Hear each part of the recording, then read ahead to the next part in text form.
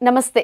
Welcome to it's you TV devotional. నేను మీ నందు. ఇవాళ మనతో పాటు ప్రముఖ ఆధ్యాత్మికవేత్త జయేష్ శాస్త్రి గారు ఉన్నారు. మరి గురువు గారితో మాట్లాడి ఈ మంత్‌లో వచ్చే ముఖ్యమైన డేట్స్ అండ్ ముఖ్యమైన పూజలు ఏమున్నాయో తెలుసుకొని దానికి ఎలా చేస్తే బావుంటుంది అనేది గురువుగారిని అడిగి తెలుసుకుందాం. నమస్తే గురువుగారు. నమస్కారం అమ్మా. గురుగారు, ముఖ్యంగా ఆగస్టు మంత్‌లో చాలా పూజలున్నాయి, వ్రతాలున్నాయి. అలానే కృష్ణాష్టమి కూడా ఉంది. సో, ఓవరాల్‌గా అన్ని డౌట్స్ కలిపి ఒక్కొక్క ఎపిసోడ్‌లో అయితే చేద్దాము. ఫస్ట్ అయితే ఈ మంత్‌లో కృష్ణాష్టమి కూడా వస్తుంది కాబట్టి, కృష్ణాష్టమి రోజు ఏం చేయాలి? అసలు మనం కృష్ణ జన్మాష్టమి ఎలా జరుపుకుంటే మంచిది? చాలామంది ఇంటి ముందు ముగ్గులు అవి కూడా వేస్తూ ఉంటారు. కృష్ణుడి పాదాలు పెడుతూ ఉంటారు. దట్ మీన్స్ కృష్ణుడిని ఇంట్లోకి ఆహ్వానిస్తున్నట్టు. సో, దేని గురించి మీరేం చెప్తారు? శ్రీ గురుభ్యో నమః. శ్రీ మహాగణాధిపతయ నమః. శ్రీ మహాసరస్వత్యై నమః. హరి ఓం శ్రీమాత్రే నమః. వసుదేవ సుతం దేవం కంసచానూరమర్దనం దేవకీ పరమానందం కృష్ణం వందే జగద్గురుం.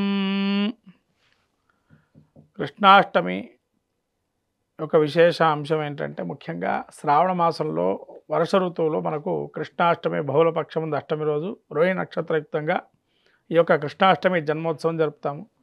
ఈ జన్మోత్సవానికి విశేషంగా సాక్షాత్ మహావిష్ణు స్వరూపము యొక్క స్వరూపమే ఈ దశావతారాల్లో కృష్ణ స్వరూపంగా ఉద్భవించారు.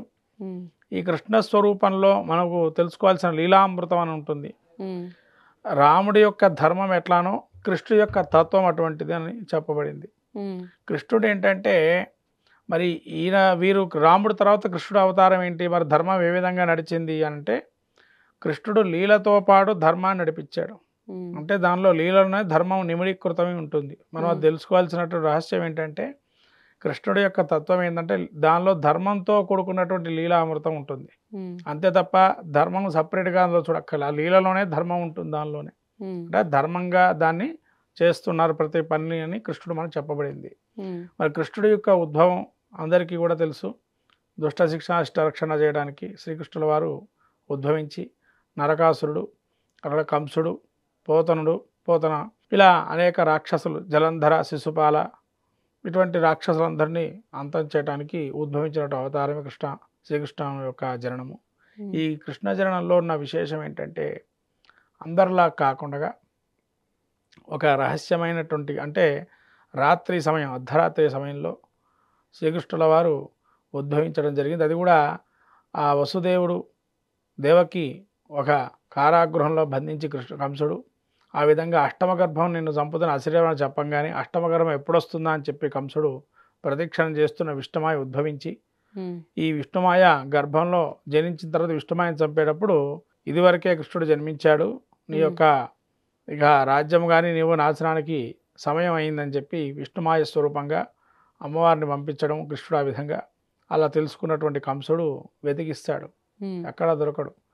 చివరికి ఆ సాక్షాత్ కృష్ణుడే ఈ యొక్క కంసుని చంపడానికి మల్ల యుద్ధం చేయడానికి వచ్చి ఆ యుద్ధ ప్రదర్శనలో, విద్యా ప్రదర్శనలో కృష్ణుడిని మొట్టు పెడతాడు. బలరామకృష్ణులు ఇద్దరు కలిసి కంసుడి యొక్క మల్ల యుద్ధం చేసి, అంటే ఇటువంటి యుద్ధ ప్రక్రియ కానీ అలానే లీలామృతంలో ఇంకా అనేకం ఉన్నాయి. మనం చెప్పుకునే చాలా కొన్ని.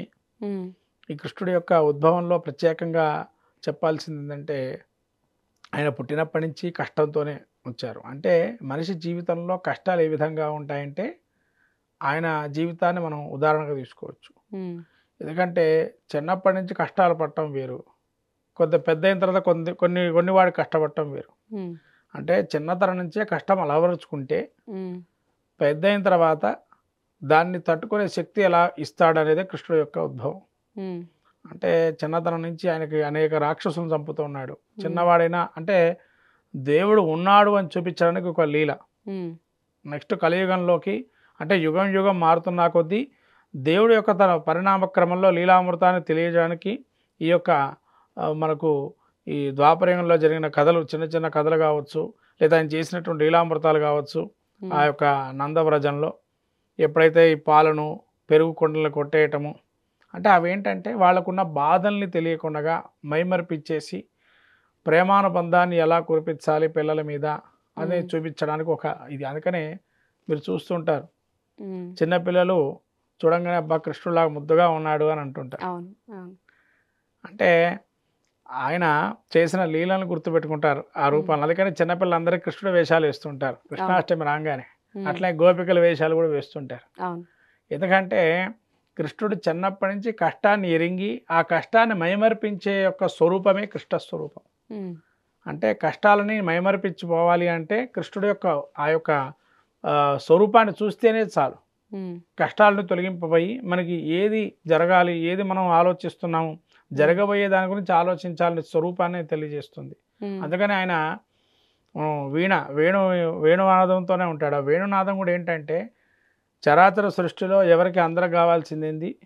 వాయువు. హ్మ్. పంచభూతాల్లో వాయువు చాలా ముఖ్యమైనది. వాయువు లేకపోతే జీవమే లేదు. హ్మ్. ఆ వేణునాదంతోని వాయు స్వరూపంగా ప్రేమామృతాన్ని కురిపించాడు కృష్ణుడు హ్మ్. వేణునాదంతోని. హ్మ్. అందుకని కృష్ణుడు అంటే అందరికి ఇష్టం. హ్మ్.